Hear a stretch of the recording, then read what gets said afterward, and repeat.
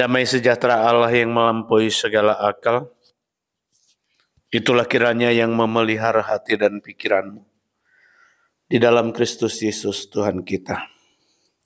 Amin. Firman Tuhan yang menjadi renungan untuk kita hari ini tertulis dalam kitab Kisah Para Rasul pasal yang ketiga ayat yang ke-6.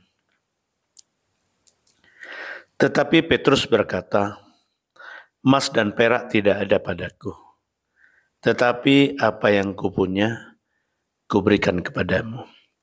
Demi nama Yesus Kristus, orang Nazaret itu, berjalanlah." Demikian firman Tuhan.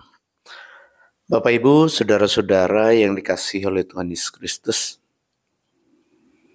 pada saat ini kita mendengar kisah pelayanan Kristus ketika dia mau memasuki bait Allah.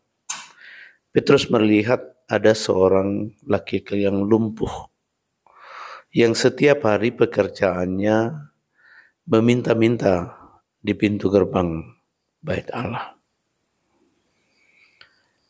Petrus memanggilnya, dan orang yang lumpuh itu melihat dengan berharap Petrus memberikan sedekah atau uang. Tetapi Petrus berkata, "Emas dan perak tidak ada padaku, tetapi apa yang kupunya kuberikan kepadamu. Demi nama Tuhan Yesus Kristus, orang Nazaret itu, berjalanlah." Dan orang itu seketika itu juga sembuh dan berjalan. Mukjizat itu tersiar ke seluruh negeri. Dan orang sangat mengagumi peristiwa penyembuhan yang dilakukan Petrus.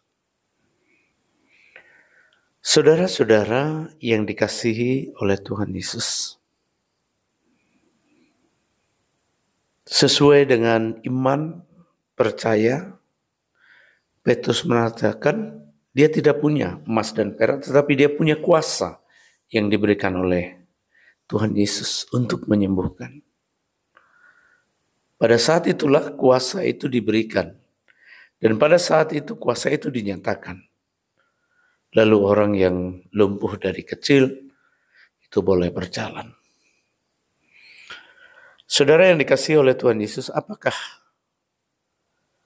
makna nas yang sedang kita dengar ini?